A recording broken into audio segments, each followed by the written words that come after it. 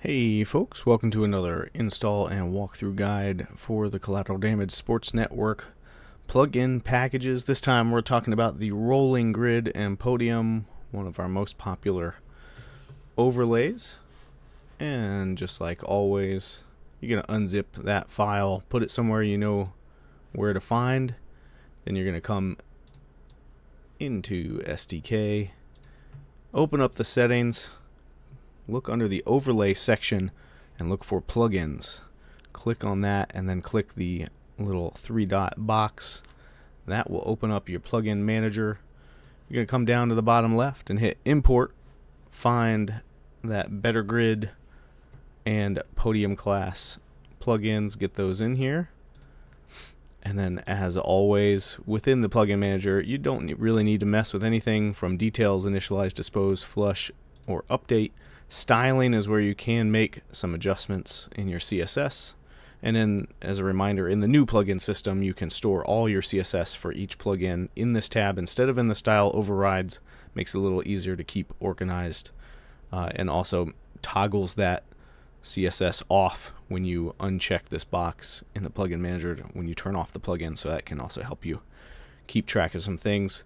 To finish the install, you're going to click the Components tab and open up the remote.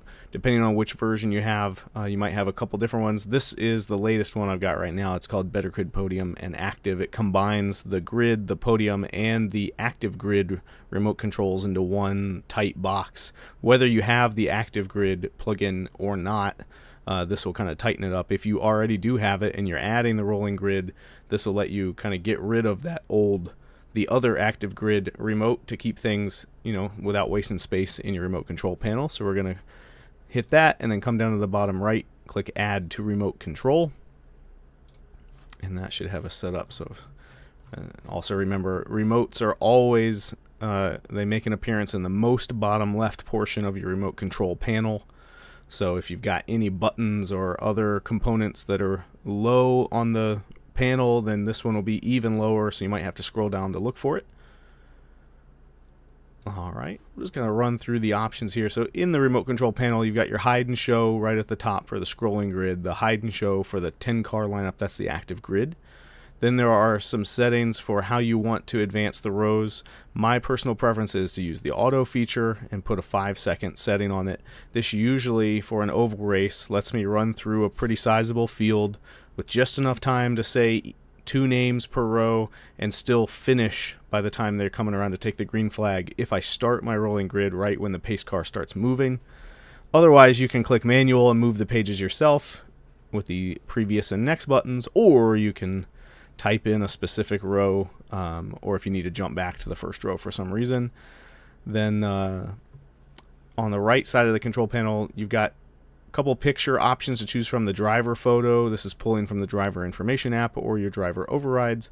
The team logo, that's pulling from the multi-car team overrides and logo if you have those put in. The car logo, if you're more into multi-class racing and things, that's Porsche versus Lamborghini is a little more important, or even in the NASCAR world, it's Ford and Chevy. And this is also going to be the fallback for any of these other pictures. So if you select driver photo and a driver does not have a driver photo, or if you click team logo and they don't have a team logo associated with them in the overrides, then it will fall back to the car logo. If you want nothing though, you can still click none.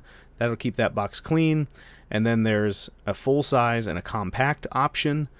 So we'll get there when we show it. And then below that, these are just 2 shortcut buttons here for camera focus. So usually when I'm running my grid, I need to jump to the leader to get the camera looking at the right car on pit road. Or maybe I want to follow the pace car. If you're someone who likes to do your grid shooting out the back of the pace car, I've done that sometimes. That can be nice too. So these buttons are just here as a quick way to choose the leader or the pace car for you. And then down below that is the podium controls. So there's just a hide and a show and a full-on compact. This is the picture to be shown in the podium is controlled by the same part of the remote that controls the grid and the active grid in this remote control setup to keep everything tight and compact. So let's go ahead and run through what it might look like. right? So this is with none. We've got nothing here. If you like your grid to be more compact, like I said, you do have this compact option. If you hit none on the image, this makes it a little bit smaller and tighter, so you can still see what's going on. The car's pacing, getting ready to start the race behind you. If you like more of a in-your-face, this is the focus of what we're talking about. Use the full size. And if I just hide and show after changing the picture option, this will change it up. So I'm going to set it to team logo. That's what I like to use for my broadcasts, and you'll see here, so Henderson has a team associated with him, Johnny Jones does not, so he's going to get that car logo instead. And then you can click through, like I said before, or use that auto option. For this example, I'll probably leave it on manual so it's not jumping around too much. And kind of the same for the podium. So just a couple notes here. So the podium is just pulling the live positions. So if you pull up the podium, at any point during the race, whoever's in first, second, and third will be here when you pull it up. You don't have to wait for the race to end. If your drivers are pretty far apart, you can pull this up as soon as the winner passes that start-finish line. Just make sure your second and third place don't wreck out before they get back to the checkered or something like that. But this is here. Another key difference between this and the default gridding option in SDK is that the default grid is pulling from basically like a qualifying results data set that's only available during the gridding process. So you might have noticed that the grid in SDK will disappear as soon as the cars start pacing, and there's sometimes a tight window to show it. This grid does not work that way. This grid just pulls off of starting position as listed in iRacing, and there's some subtle differences between that. The main one is going to be if someone doesn't actually join the race and get in their car, but maybe they qualified or are in the session, or maybe you have an admin in the session who's actually broadcasting and should have spectated but forgot.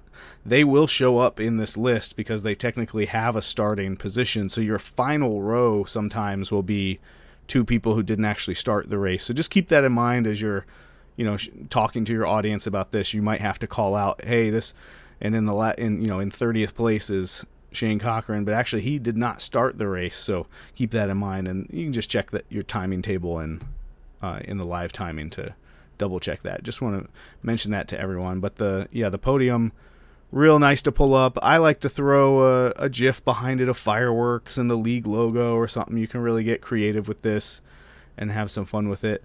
The grid is not multi-class compatible. You cannot show the starting grid of different classes, but the podium is, and that's just because of the way the data is structured. It'd be a little bit more difficult to parse out the starting grid by class, but with the podium it's actually pretty easy. So that's here. Maybe we'll come back and try to add a class compatibility to the starting grid over there, but I think that's not really who the end user is for these rolling grids. It's probably more of a NASCAR style, but podiums are great for everything. So you can select an individual class and change between them, and to do that you're just going to use the class list filter in SDK remotes that are in the results section. So that right here I've got the default SDK results, the red remote control.